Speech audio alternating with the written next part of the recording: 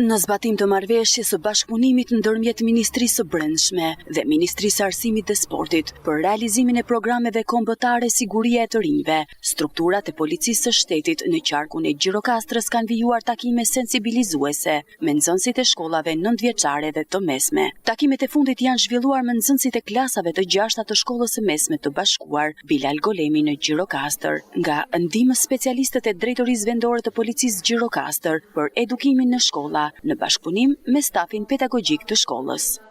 Fatmirësi shkolla jonë deri tani nuk ka patur raste të tilla, jemi një ndër shkollat më të qeta, do ta thosha, do ta theksoja për sa i përket këtij kuadri, por gjithsesi është shumë më mirë të parandalojmë se sa më pas të merren masa. Deri tani ne kemi patur një ecuri shumë të mirë, po ngritja e zërit edhe nga ana e policisë, bashkëpunimi ynë me ta,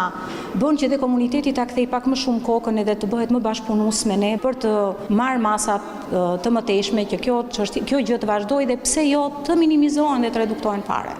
Për çdo klasë janë hartuar plane të posaçme për zhvillimin e aktiviteteve dhe orëve edukative, me qëllim parandalimin e fenomeneve negative që prekin të rinjt, theksoi Hoxha.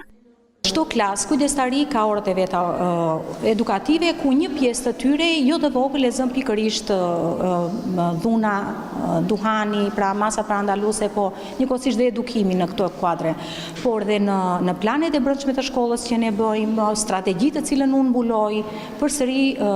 organizohen sa më shumë aktivitete të tilla. Vetëm javën e kaluar për sa i përket trafikimit dhe bullizmit, po dhe bullizmit kibernetik, ne kemi patur 2 aktivitete të organizuara nga kolegët tona.